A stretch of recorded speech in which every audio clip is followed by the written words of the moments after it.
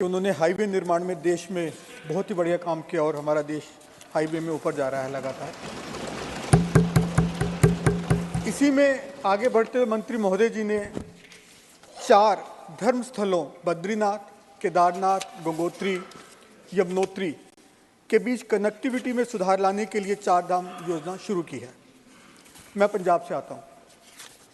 जिस प्रकार हिंदू धर्म में 4 धाम है, वैसे सिख धर्म में 5 तख्त हैं, जिसमें से 3 पंजाब में आते हैं, 1 बिहार में और 1 माननीय मंत्री जी के अपने होम स्टेट महाराष्ट्र के नंदेड़ में आता है।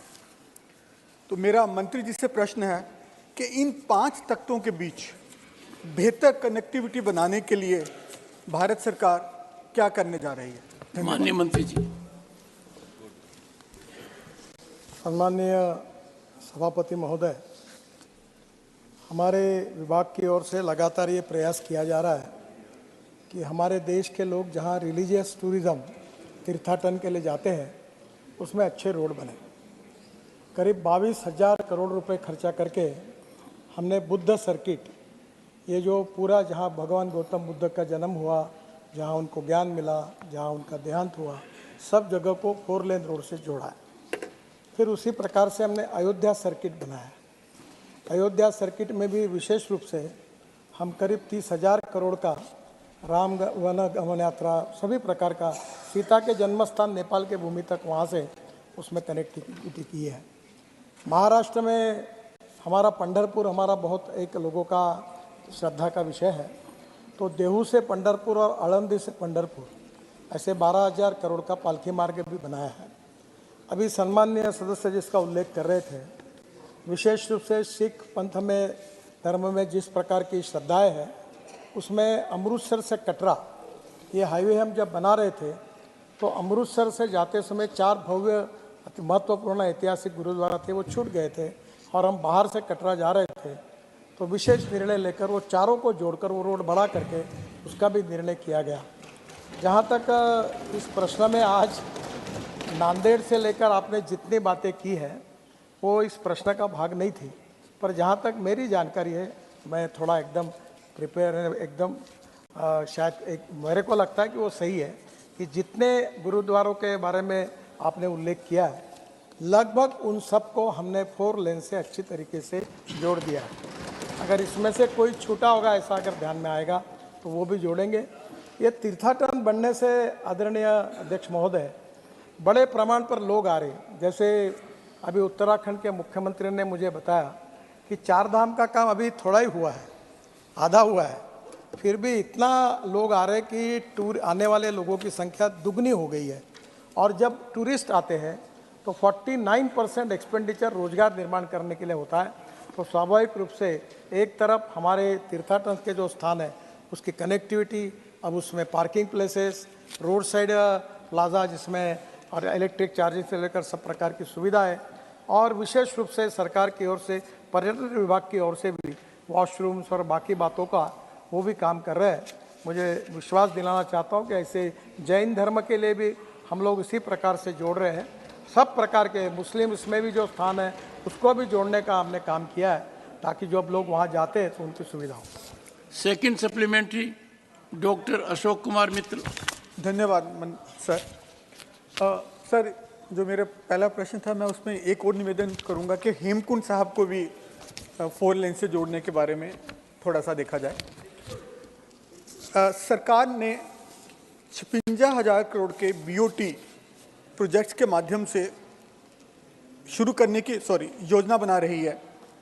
ICRA की रिपोर्ट के मुताबिक 2011 से 2022 तक 120 बीओटी प्रोजेक्ट्स में 48,000 करोड़ का डिफॉल्ट हुआ है।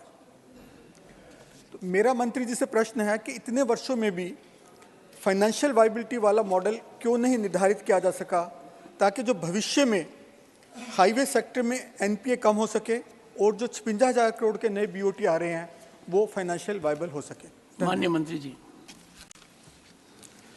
सम्माननीय अध्यक्ष महोदय, हेमकुंड साहब का जो डीपीआर है उसमें एक रोपवे का निर्माण हम कर रहे हैं और शायद इस अधिवेशन समाप्त होने के बाद उसका भूमि पूजन करेंगे तो रोड के बजाय आप रोपवे से ऊपर चले जाएंगे। क्योंकि हिमाचल में रोड बनाना बहुत कठिन है, क्योंकि वहाँ दोनों बाजू में फॉरेस्ट है और लैंड एक्वायर करना भी कठिन है, और हिमालय का जो स्ट्राटा है वो भी कभी भी गिर जाता है। तो ये रोप वे उसके लिए बहुत अच्छा उपाय होगा। शायद अगले साल में आप इस रोप वे से हेमकुंड साहब दर्शन करने निश्चित रूप से जा सकेंगे। सर, ये जो उन्होंने बीओटी प्रोजेक्ट की बात की, ये 4 प्रकार के प्रोजेक्ट हैं। ईपीसी जो हम डायरेक्ट कॉन्ट्रैक्टर को बनाने के लिए देते हैं, फिर BOT built operate and transfer, जिसमें कॉन्ट्रैक्टर खुद पूरी तरह से काम करता है, कंप्लीट करता है, फिर उसका कोट करता है कि इतने साल तक मैं टोल लूँगा, जिसकी ऑफर अच्छी होती है उसको काम अवार्ड होता है। और तीसरा, बीच में जब मैं मंत्री बना तो 406 प्रोजेक्ट 3,85,000 करोड़ के ये बन पड़े थे, और 3 लाख करोड़ का एनपीए बैंकों में खड़ा था। अध्यक्ष महाराज, आदरणीय प्रधानमंत्री जी के नेतृत्व में हमने बैंकर्स, कॉन्ट्रैक्टर्स, कंसल्टेंट सबको बुलाकर हमने ये सब प्रॉब्लम लगभग सॉल्व कर दिए। 20% प्रोजेक्ट टर्मिनेट कर दिए, और मुझे कहते हुए खुशी हो रही है कि भारतीय बैंकों को हमने 3 लाख करोड़ के एनपीए से बचाया, उसको रेगुलराइज कर दिया।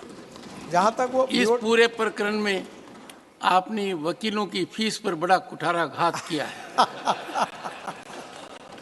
हाँ, ये बात जरूर है सर, विवाद अगर खत्म हो गए तो वकीलों का काम ही नहीं आता।